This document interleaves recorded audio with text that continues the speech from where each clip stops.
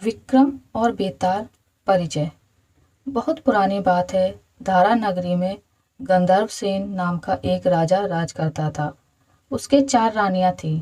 उनके 6 लड़के थे जो सब के सब बड़े ही चतुर और बलवान थे। संयोग से एक दिन राजा की मृत्यु हो गई और उनकी जगह उनका बड़ा बेटा शंख गद्दी पर बैठा। उसने कुछ दिन राज किया, लेकिन छोटे भाई विक्रम ने उसे मार डाला और स्वयं राजा बन बैठा। उसका राज्य दिनों दिन बढ़ता गया और वह सारे जम्बूद्वीप का राजा बन बैठा। एक दिन उसके मन में आया कि उसे घूमकर सैर करनी चाहिए और जिन देशों के नाम उसने सुने हैं उन्हें देखना चाहिए। तो वह गद्दी अपने छोटे भाई भर्तहरि को सौंपकर योगी बनकर राज्य से निकल पड़ा।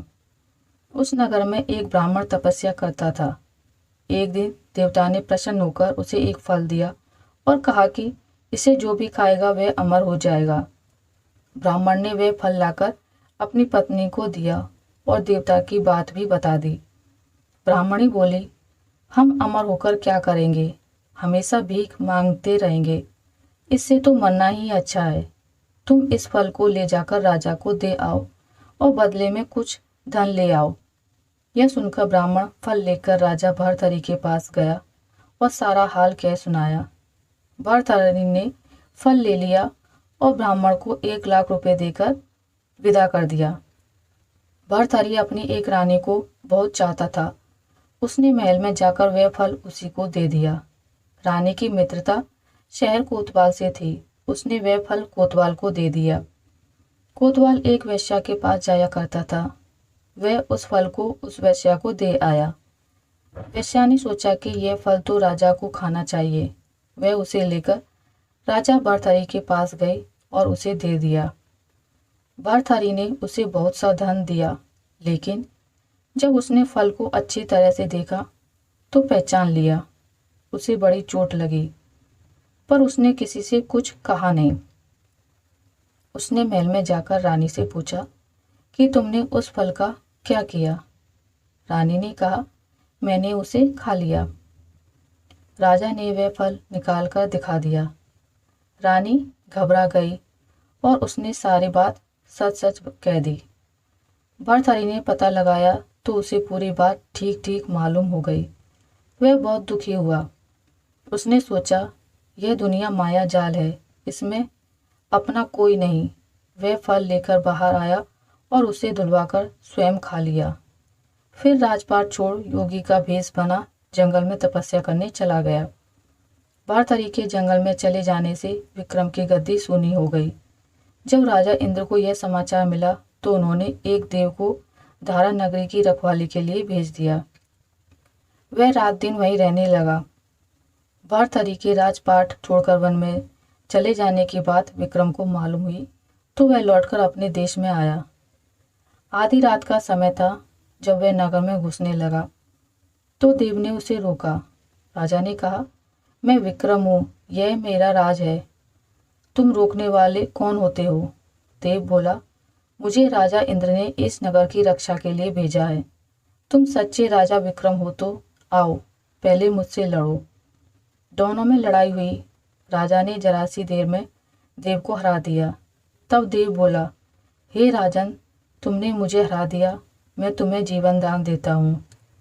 इसके बाद देव ने कहा, राजन, एक नगर और एक नक्षत्र में तुम 3 आदमी पैदा हुए। तुमने राजा के घर में जन्म लिया, दूसरे ने तेली के और तीसरे ने कुम्हार के। तुम यहाँ का राज करते हो। तेली पाताल का राज करता था।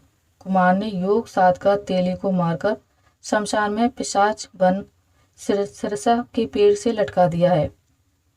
अब वह तुम्हें मारने की फिराक में है, उससे सावधान रहना। इतना कहकर देव चला गया और राजा महल में आ गया। राजा को वापस आया देख सबको बड़ी खुशी हुई। नगर में आनंद मनाया गया। राजा फिर राज करने लगा। एक दिन की बात है कि शांतिशील नाम का एक योगी राजा के पास दरबार में आया और उसे एक फल देकर चला गया। राजा को आशंका हुई कि देव ने जिस आदमी को बताया था कहीं ये वही तो नहीं। यह सोचकर उसने फल नहीं खाया, भंडारी को दे दिया। योगी आता और राजा को एक फल दे जाता। संयोग से एक दिन राजा अपना अस्तबल देखने गया था। योगी वहीं पहुंच कर और फल राजा के हाथ में दे दिया। राजा ने उसे उछाला तो वह हाथ से छूटकर धरती पर गिर पड़ा। उसी समय एक बंदर ने झपटकर उसे उठा लिया और तोड़ दिया। उसमें से एक लाल निकला जिसकी चमक से सबकी आंखें चौंधिया गईं। राजा को बड़ा अचरज हुआ। उसने योगी से पूछा, आप यह लाल मुझे रोज क्यों दे जाते हैं? योगी ने जवाब दिया, महाराज, राजा, गुरु, ज्योतिषी, वैद्य और बेटी, इनके घर कभी खाली हाथ नहीं जाना चाहिए। राजा ने भंडारे को बुलाकर पीछे के सब फल मंगवाए। तोड़वाने पर उसमें से एक एक लाल निकला। इतने लाल देखकर राजा को बड़ा हर्ष हुआ। उसने जौहरी को बुलवाकर उनका मूल्य पूछा। जौहरी बोला, महाराज, ये लाल इतने कीमती हैं कि इनका मोल करोड़ों रुपयों में भी नहीं आंका जा सकता। एक एक लाल एक एक राज्य के बराबर है। यह सुनकर राजा योगी का हाथ पकड़कर गद्दी पर ले गया। बोला, योगीराज, सुनी हुई पूरी बातें दूसरों के सामने नहीं कही जाती। राजा उसे अकेले में ले गया। वहां जाकर योगी ने कहा, महाराज, बात यह है कि गोदावरी नदी के किनारे मसान में मैं एक मंत्र सिद्ध कर रहा हूँ। उसके सिद्ध हो जाने पर मेरा मनोरथ पूरा हो जाएगा। तुम एक रात मेरे साथ रहोगे तो मंत्र सिद्ध हो जाएगा। एक दिन रात को हथियार बांधकर तुम अकेले मेरे पास आ जाना। राजा ने कहा, अच्छी बात है।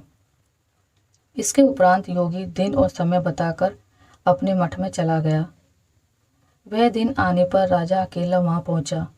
योगी ने उसे अपने पास बिठा लिया। थोड़ी देर बैठकर राजा ने पूछा, महाराज, मेरे लिए क्या आज्ञा है?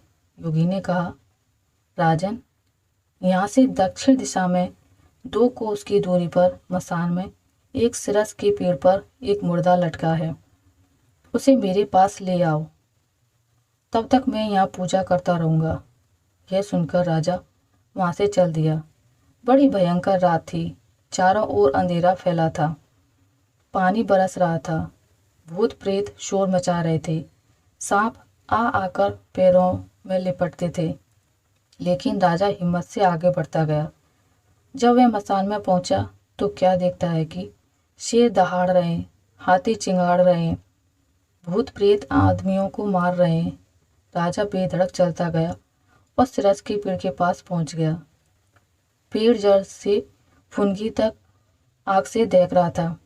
राजा ने सोचा, हो ना हो यह वही योगी है जिसकी बात देव ने बताई थी।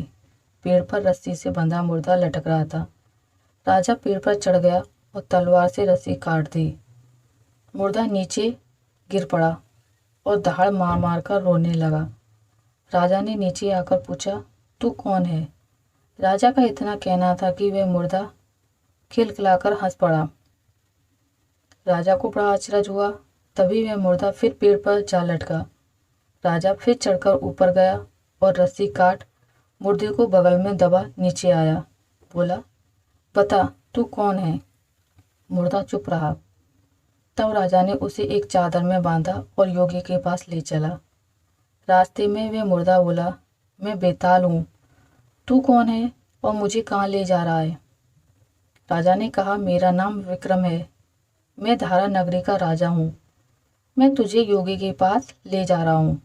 बेताल बोला, मैं एक शर्त पर तेरे साथ चलूँगा कि तू रास्ते में बोलेगा नहीं। अगर तू रास्ते में बोलेगा तो मैं लौटकर पेड़ पर जा लटकूंगा। राजा ने उसकी बात मान ली। फिर बेताल बोला, पंडित, चतुर और ज्ञानी, इनके दिन अच्छी अच्छी बातों में बीतते हैं, जबकि मूर्खों के दिन कलह और नींद में। अच्छा होगा कि हमारी राह भली बातों की चर्चा में बीत जाए। मैं तुझे एक कहानी सुनाता हूँ, ले सुन।